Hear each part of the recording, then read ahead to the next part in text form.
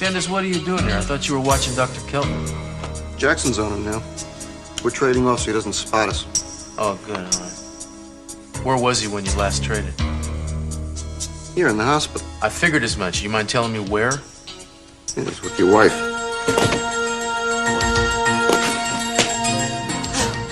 Hey, I had a feeling I might find you here. Hey, it's a little early for you. I know, but I woke up and you weren't there. There was no note, no Scott, no nothing. I'm sorry, honey. I just woke up and I started thinking about this place and I couldn't stay away. This is great. This is going to be ours. This is a real home. You're really excited about this, aren't you? Yeah, I'm excited about it. It's going to be great. Yeah, it's going to be a lot of work. No, it's not going to be that much. I mean, it'll go fast, especially now that we're dividing up all the responsibilities. You the painting, you the landscaping, me the supervising. Ha, ha, ha. Very funny. I will admit that I don't know a whole lot about this, but I think that what work needs to be done is pretty major, Scott.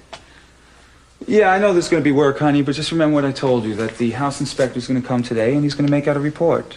And the seller's going to have to take care of all the big stuff. Hey, come on. Be happy for us. Okay, if you're happy, I'm happy. Are you kidding me? I'm more than happy. For me, this is like a dream come true. Thanks to you, you helped make it happen. Oh,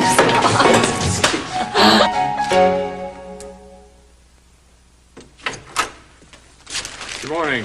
Well, either you left very early this morning or you did not come home last night. Or I never came home last night. Ooh, and you a man of the cloth, too, Father. I tried to organize a search for some of my parishioners to find Cruz Castillo's baby. Did you have any luck? No, I knew the chances were slim at best. We combed every part of the city we could, but so far, no luck. Well, I think it's great that you're looking and trying anyway. Well, look, you're not much good if you don't get involved. That's true. Listen, is it true what they're saying in the newspaper, that they think the rapist is the one that took the baby? I'm afraid so. I mean, that's why this whole thing is so dangerous.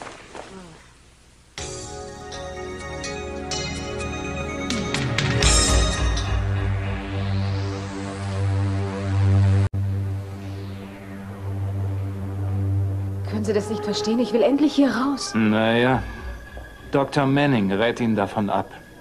Aber ich weiß, dass es mir besser gehen wird. Ich fühle mich wohler zu Hause. Na gut, ich rede mit ihm und sehe, was ich tun kann.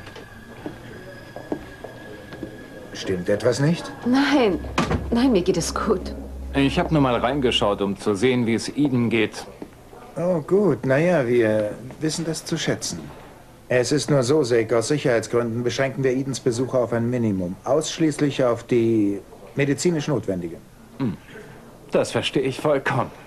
Und Eden, wenn ich wieder nach Ihnen sehen werde, ist es medizinisch notwendig.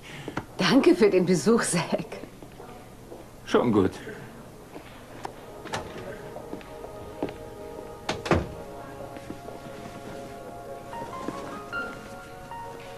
Liebling, Hallo. das war wirklich nicht nötig. Was nicht? Naja, du vergibst mir doch, wenn ich meine Beschützerrolle etwas übertreibe. Wie fühlst du dich heute Morgen? Ich bin traurig. Ich bin irgendwie deprimiert, weil ich sie nicht in den Arm nehmen kann. Ich glaube fest, dass sie schon bald wieder in deinen Armen liegen wird. Ich werde sie finden und dann bringe ich sie dir. Ich vertraue dir, Cruz. Weißt du, wenn mir ein anderer so etwas sagen würde, würde ich es nicht glauben, aber dir vertraue ich voll und ganz.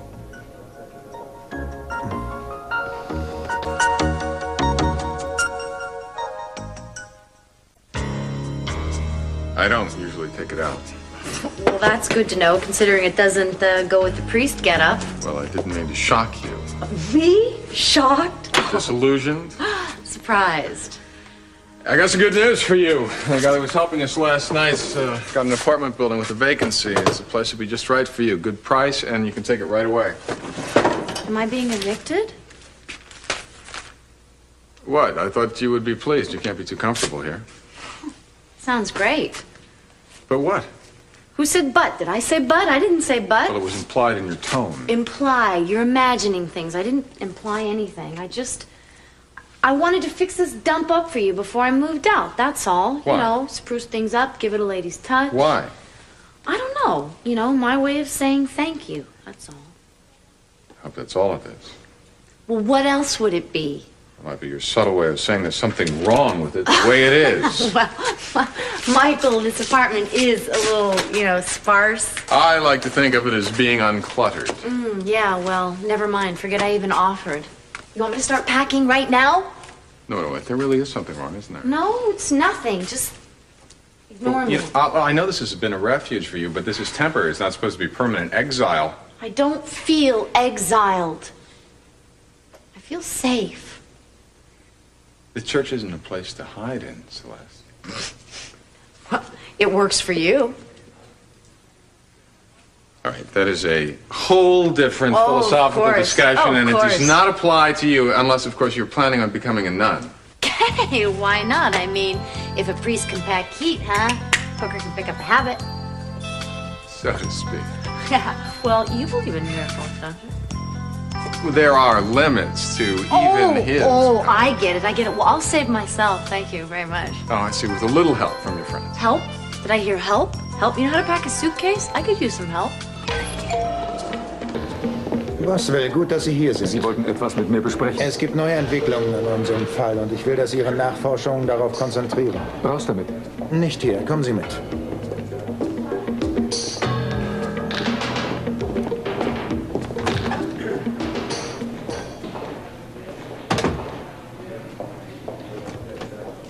Dr. Robertson, bitte rufen Sie 424 an. Dr. Robertson, bitte melden Sie sich auf 424.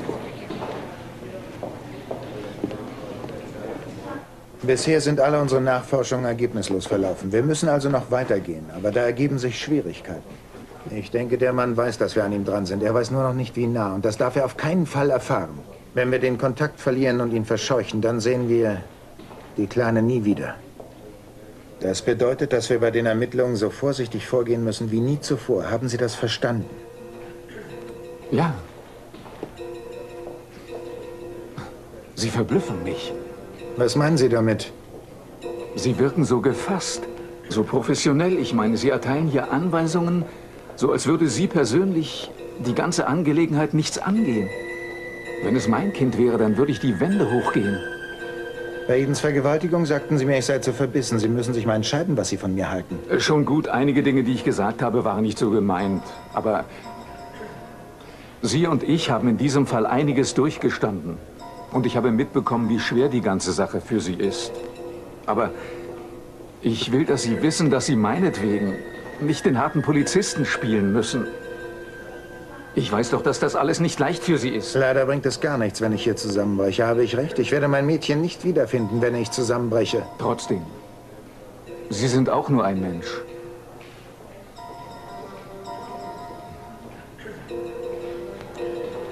Ich weiß Ihre Worte zu schätzen.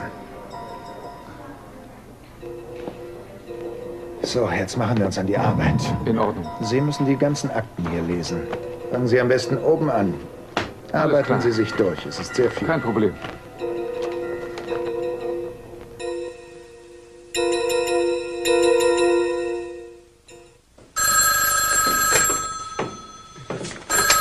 Alvarado Street Clinic.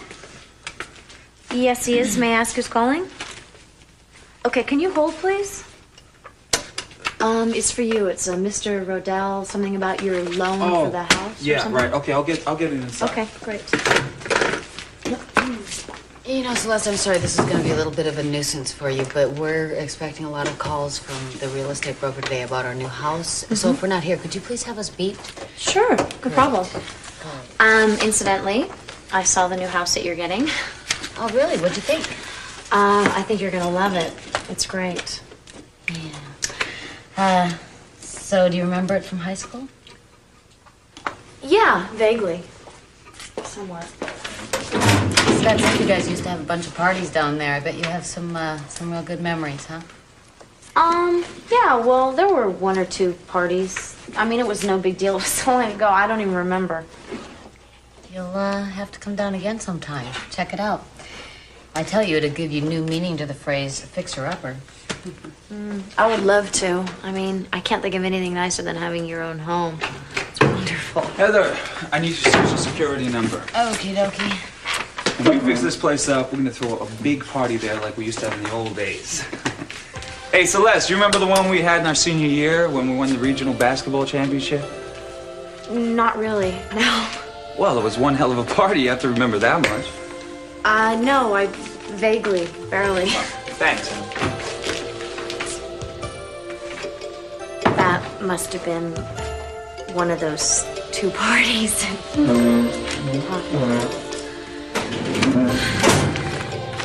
Listen, Heather, I know it's probably not very easy having me working here every day, coming in and out, but Celeste, I just want you to know that Celeste, if you think that I'm jealous about the situation, you're completely wrong. It does not bother me one bit, whatever happened between you and Scott. It was a long time ago. It doesn't bother me. The only thing that I am concerned about, however, is that you don't let it, that you don't let it get to you.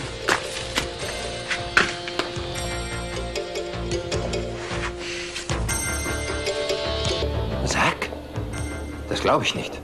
Ja, das ist doch kaum zu glauben, aber alles, was wir haben, deutet darauf hin. Er gehört zu Heathers besten Freunden. Der Mann ist Edens Arzt. Wer weiß sonst noch Bescheid? Niemand sonst.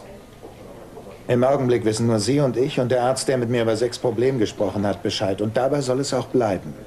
Ich glaube, das ist der wichtigste Hinweis, den wir bis jetzt in den Händen haben. Ach, Cruz, kommen Sie. Ist das Ihr Ernst? Es gibt viele Männer mit sexuellen Störungen. Das sind doch nicht alles Vergewaltiger. Ich weiß, ich habe nicht gesagt, ich wäre Experte, aber ich weiß, dass ein Zusammenhang bestehen kann zwischen Impotenz und Vergewaltigung. Ich will alle Informationen, die ich darüber bekommen kann. Heute Abend werde ich mit Heather reden. Gut, sie kann Ihnen wahrscheinlich helfen. Ich habe übrigens meinen eigenen Experten, den ich zu Rate ziehen kann. Gut, jede Information zählt.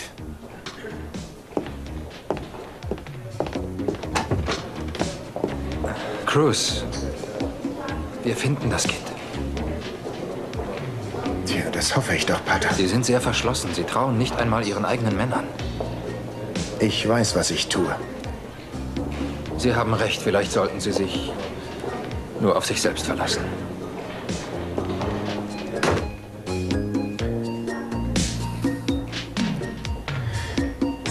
Ist alles in Ordnung, Mrs. Castillo?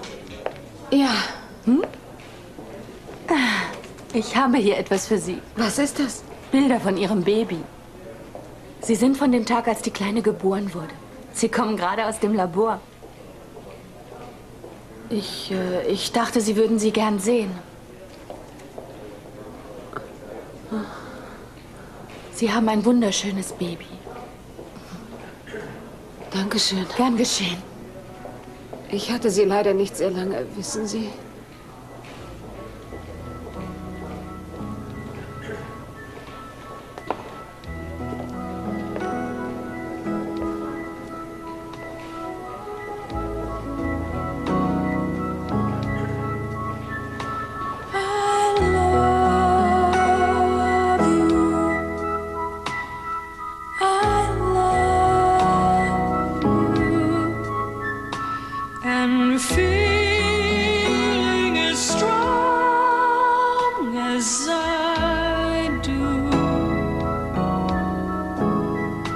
There's no one in this world for me but you.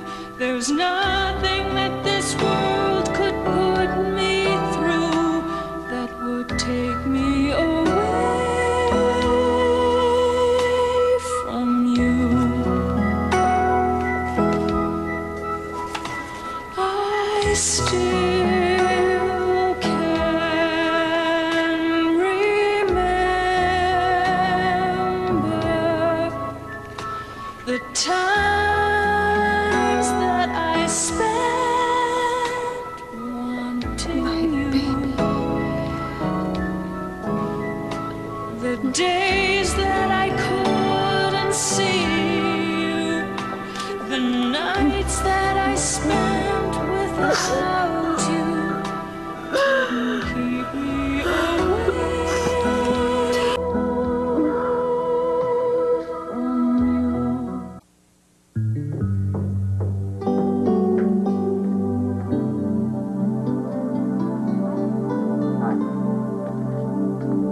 You know, it's a crime to eat in front of a starving man.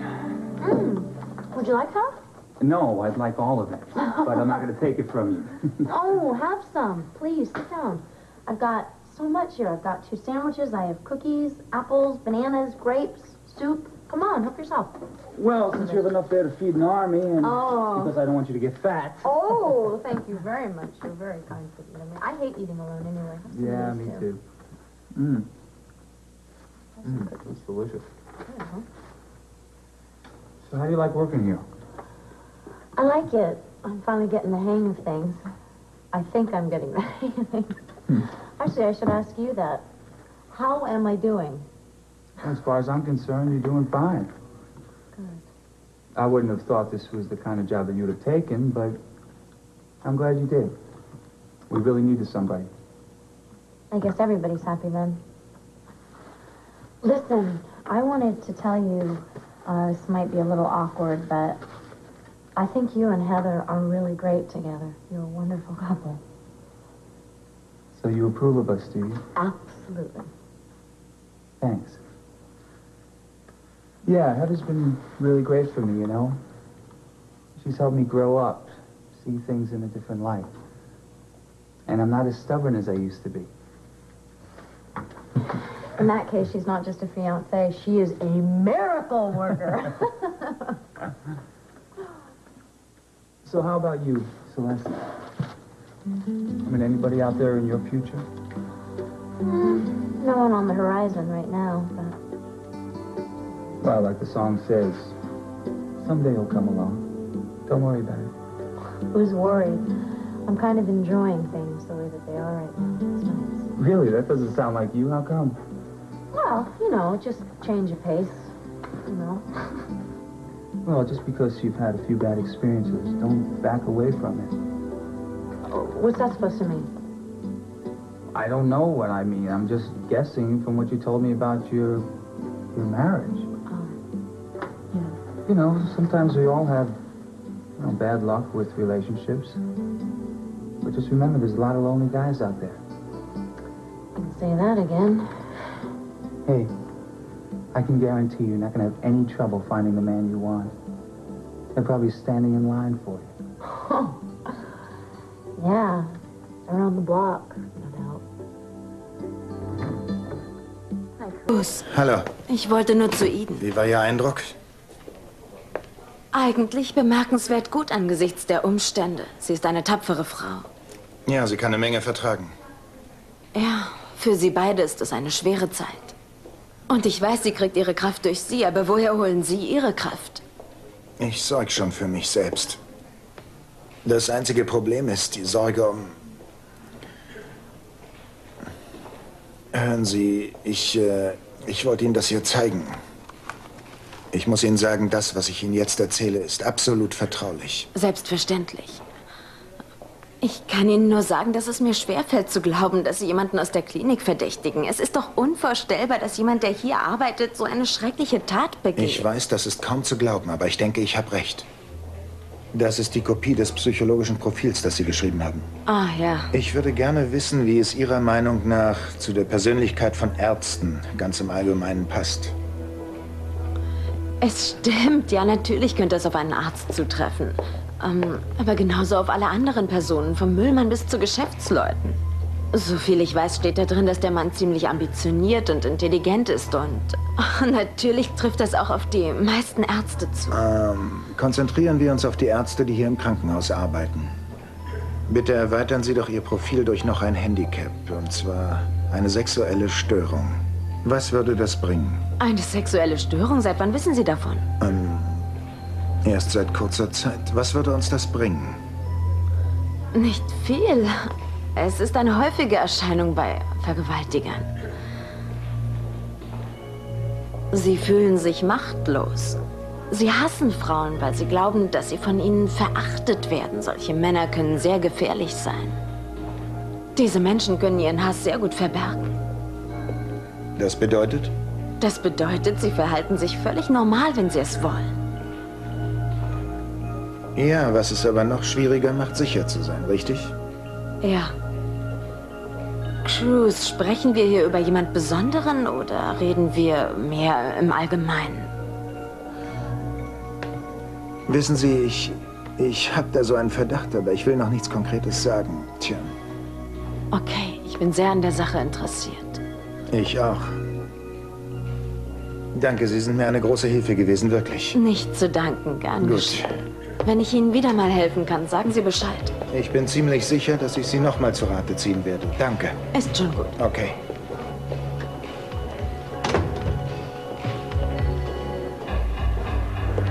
Dr. Lewis, bitte in die Aufnahme. Dr. Lewis, bitte. Ich wollte nur sehen, wie es Ihnen geht. Mir geht es gut.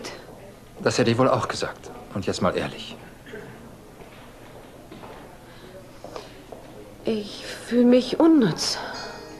Furchtbar unnütz. Ich bin sehr zornig. Und ich habe wirklich Angst. Das alles ist sehr schwer zu verkraften. Vielleicht können Sie mir eine Frage beantworten. Natürlich gern. Wieso? Wieso lässt Gott solche Dinge geschehen? Ich weiß nicht. Ich wüsste es auch gern. Ist das ein Test? Manche Menschen sehen das so. Und Sie? Ich weiß nur, dass in solchen Zeiten wie diesen Gott noch näher ist. Er hat uns nicht vergessen.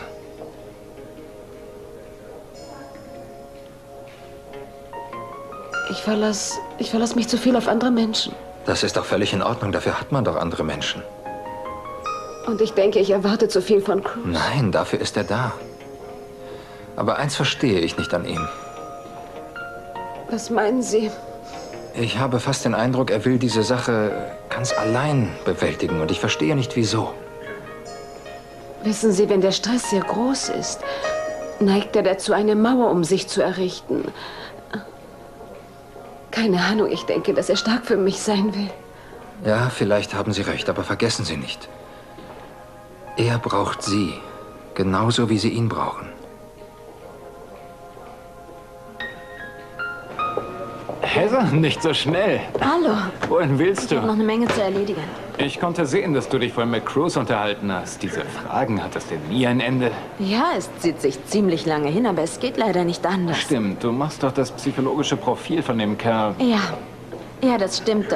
Aber leider darf ich nicht darüber reden. Na, hör mal, mach dir keine Sorgen wegen mir. Ich hab's gelesen, bevor du es abgegeben hast, das weißt du doch. Daran kann ich mich erinnern. Du hast früher alle meine Referate noch mal durchgelesen. Aha. Und selbst wenn ich es nicht gelesen hätte, wüsste ich, was drin steht. Allein durch die Fragen, die sie hier stellen. Ja, weißt du, komisch ist es schon, dass die Polizei einen Arzt verdächtigt. Findest du? Naja, ich kann mir das nicht vorstellen. Ich meine, ich kenne alle Ärzte, die hier arbeiten und nach meiner Meinung stehen die Eigenschaften, welche ein Arzt hat, im Widerspruch zu der Sorte Mensch, die solche Taten begehen könnte. Eigentlich schon. Ich sehe das so wie du und das habe ich auch Cruz gesagt. Aber dann hatte ich so einen Gedanken. Natürlich kann ein Mensch, auch wenn er sich entschlossen hat, Arzt zu werden, krank sein. Und kann selbstverständlich auch in seiner Sexualität gestört sein. Ja, sicher. Der Mensch ist ein merkwürdiges Geflecht von verschiedensten Trieben, denkst du nicht? Oh ja, es tut mir wirklich leid, aber ich muss jetzt los. Ich will dich nicht von der Arbeit abhalten, aber ich bin dir dankbar dafür, dass du dir die Zeit für mich genommen hast. Wie gewöhnlich hast du mir wertvolle Ansichten vermittelt. War mir ein Vergnügen. Immerhin bin ich ja dazu da, die Unwissenden zu belehren. Dank. Bis dann.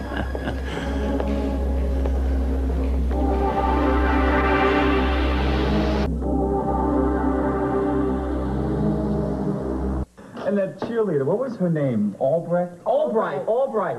The one who kept insisting that Muzak was the name of a composer, right? Oh, and it was her favorite composer. Yeah, no wonder right? she was trying to find a date for so long. She couldn't get anybody. Well, you know they wouldn't have gone out with her to discuss music. Yeah, I mean, that's right. Come on.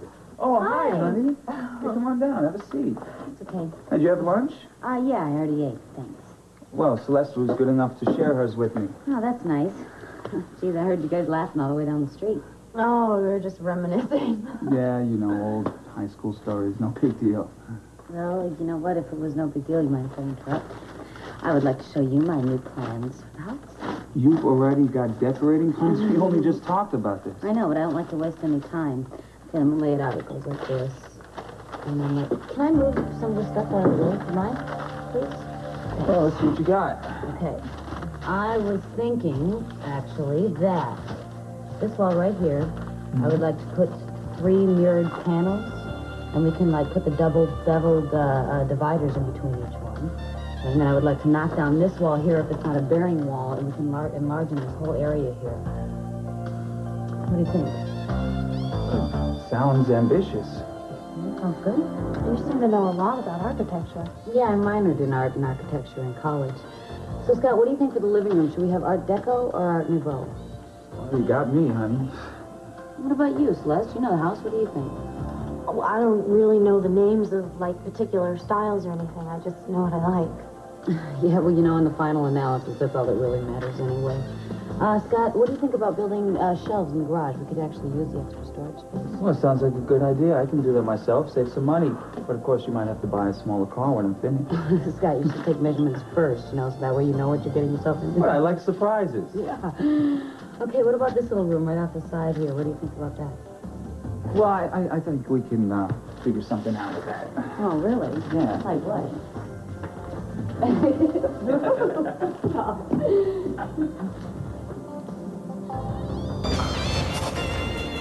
Was kann ich denn tun, außer abhauen? Sexuelle Dysfunktion! Oh mein Gott, dann wissen Sie es also. Wie haben Sie es nur erfahren? Ich hol das Baby und verschwinde, solange ich noch kann. Ich fahre. Wohin?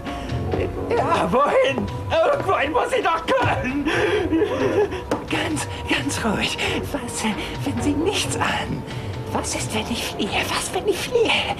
Dann wissen Sie, ich war's und ich werde für den Rest meines Lebens auf der Flucht sein. Aufhören! Zack! Du bist ja paranoid. Ja. Cruz. Ja, das ist die Lösung. Wenn er irgendeinen Verdacht hat, dann wird er ihn nicht verbergen können. Vor allem nicht nach dem, was ihm passiert ist. Und erst recht nicht nach der Entführung seines Kindes. Ich rede mit ihm. Und wenn er irgendeinen Verdacht gegen... Ja, dann sehe ich es. Ich sehe es. Und dann weiß ich genau, was zu tun ist. Hallo, ist irgendwas passiert? Gar nichts. Ich wollte dich einfach nur sehen. Setz dich doch. Hallo. Hi. Ja, weißt du, ich wollte mich entschuldigen. Wofür? Du warst so wunderbar zu mir. Ich meine, du weißt genau, was ich brauche. Was für mich wichtig ist. Dafür danke ich dir. Ich habe immer nur an mich gedacht. Ich bin nicht sehr fair zu dir gewesen. Ich kann dir nicht folgen. Cruz, jetzt hör erst mal zu. Ich weiß genau, du hast das Bedürfnis, für mich da zu sein. Das brauche ich auch. Aber ich brauche deine Stärke und ich brauche deine Zuversicht. Ich will aber auch, dass du weißt, ich bin auch für dich da. Denk daran, immer wenn du mich brauchst, bin ich für dich da. Okay. Aber wieso sagst du das? Ich hatte eine Unterhaltung mit Michael. Mir ist einiges klar geworden. Zum Ersten, dass ich nicht immer für dich da bin, wenn du mich brauchst. Und ist das zu fassen? Und wenn er das denkt, und du auch, dann habt ihr euch geirrt. Abgesehen davon, was bildet er sich eigentlich ein, so mit dir über diese Dinge zu reden? Ich verstehe das nicht. Er hat es ja gar nicht so gesagt. Ich wollte nur... Das sollte keine Kritik werden. Wir haben uns nur unterhalten. Es tut mir leid. Weißt du denn nicht, wie sehr ich mich auf dich verlasse? Ich wünschte, das geschehe häufiger. Und am meisten wünsche ich es mir zur Zeit.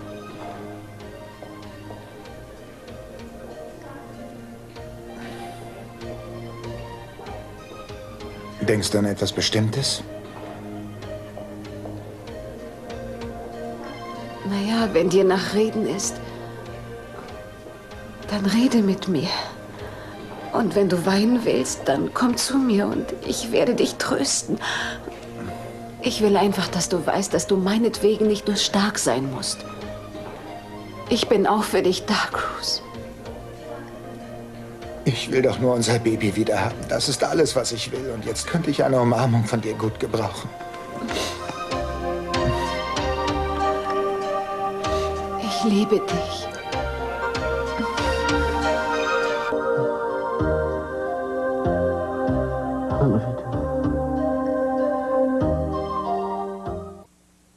I cannot believe there's this much work to be done in this house. Honey, don't listen to that stupid report. Home inspectors always exaggerate. They just want to make you suffer. This place isn't that bad. Yeah, well, according to this place is going to fall down. It's not going to fall down. It's much too sturdy for that. Here, listen to this. Dry rot. It's a mild case. No big deal. We just get a few new boards. See, but Scott, the few new boards are going to have to be nailed in, and I think you forget who's going to have to do the nailing. Honey, I don't mind that. Look, what we'll do is we'll take care of what we can before we move in, and after we move in, we'll do the rest. You know, the place doesn't have to be entirely finished for us to make it livable. No, but wouldn't you like it to be done as soon as possible? I would kind of like to start enjoying this place from the second we move in here. Honey, do you like doing anything by halves? No, because I know from experience that if I don't do it all right away, then it doesn't get done. Now, I've already started on some more sketches here, and I want You've got more sketches? Don't say it like that, honey. I've been working hard on this. I want you to see. I want to get it done. Yeah, I can tell, honey. You know, I'm getting the impression that you just want to, like, make this into an entirely different house. No, not at all. I think that we should just call it a little cosmetic surgery, that's all. Okay, what I was thinking of doing here is we've got the 2 bedrooms upstairs. I think we should knock this wall down in the middle, and then we can make it one big master bedroom. We can put some exercise equipment, a little spa over Wait a here. minute. Wait, we can't do that. Why not? Well, what about the nursery? If we knock that wall down, there won't be one. We never said we needed a nursery, Scott. We can, We don't need a nursery? Honey, I thought we worked this out. Honey, we talked it out. We didn't really work it out. What's the difference? Honey, I don't want to get into an argument right now, okay? This isn't an argument. It's just a discussion. Just because we don't agree on something doesn't make it into a fight. Scott, look, we don't have to decide this right now. We don't have to make the final decision on whether or not we're going to have children right now. It's just as easy to put a wall back up as it is to knock it down if that's what we decide we want to do. So for now, why don't we just do what we both want for the house for now, okay? And as far as children, I think we can just agree that we disagree. Okay? Oh, did you get a look at the place I suggested? Yeah, I looked at it first thing this morning. Yeah, what do you think? Well, I don't mean to sound picky or anything, Michael, but it's a little small. Well, you're not exactly big. Well, thank you very much, but I think I'll just wait for something... For what? I don't know, for something right to come along. All right, fine. Well, I'm going to have to start calling you Sister Celeste. Oh, you're supposed to save me from a life of sin, not push me into one. But now, you know, there are human relationships available that aren't sinful, Celeste. Uh-huh. Well, we'll argue about that later. The bottom line here is, do I get to stay or are you evicting me? I am not going to turn you out yet, as long as you keep looking. I've been looking my whole life.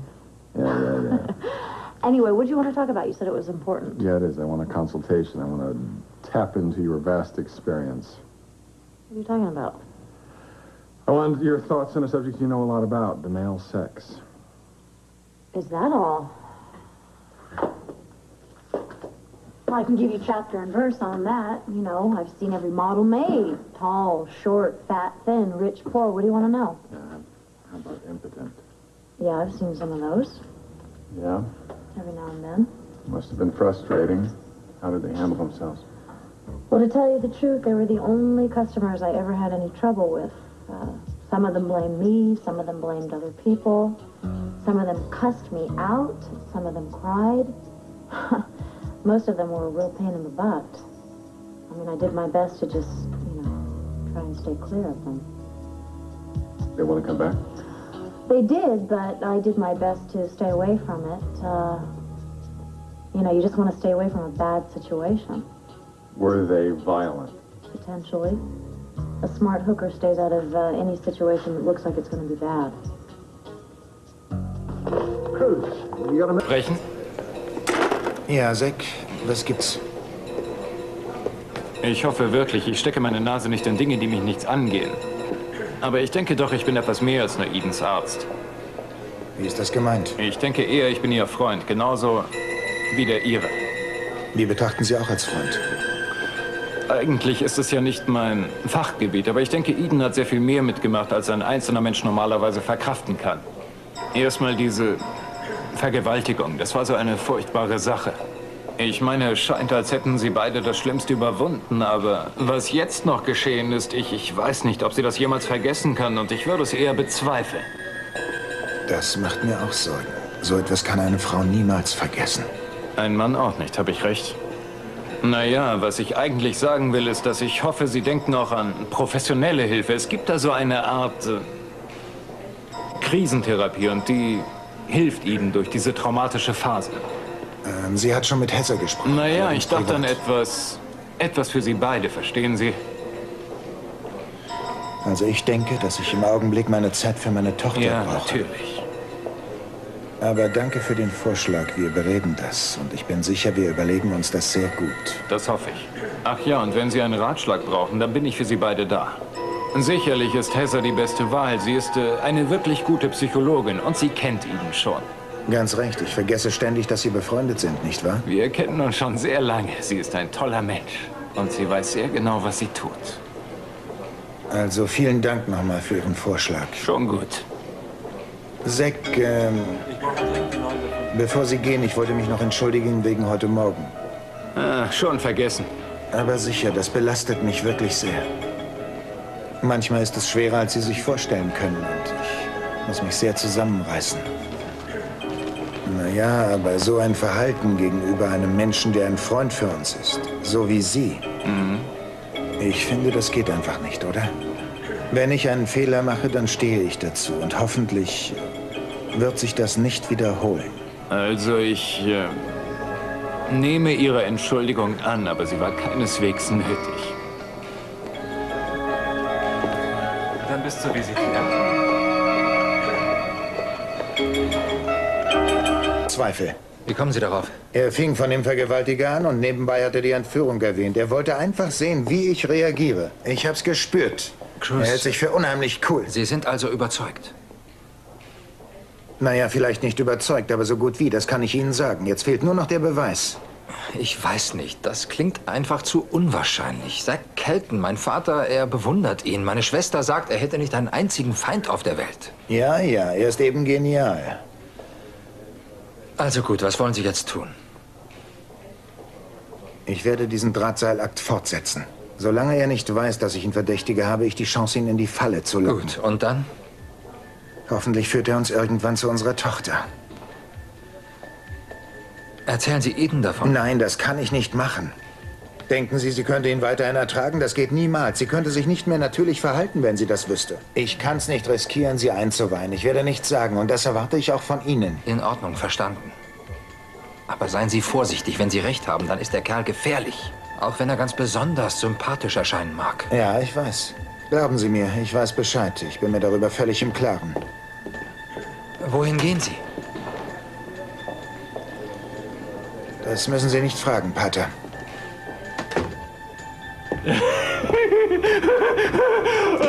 Oh, der Mann ist ja so blöd. Er wird nie darauf kommen, ich bin gerettet. Und all diese... Und all meine Sorgen umsonst.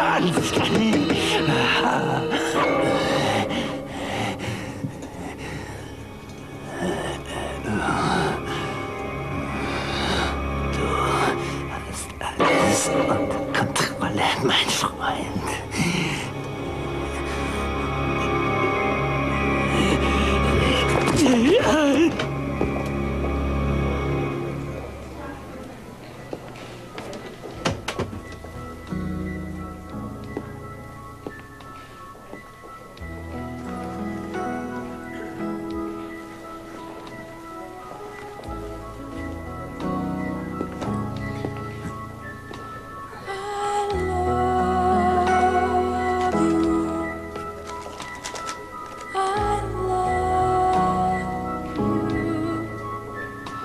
And feeling as strong as I do, there's no one in this world for me but you. There's nothing that this world could put me through that would take me away from you. I still can remember the times that I spent wanting you, the days that I could. Tonight, America's thriving Korean sex ring. Brian Ross reports on the women who were once GI brides and are now prostitutes. On NBC Nightly News with Tom Brokaw.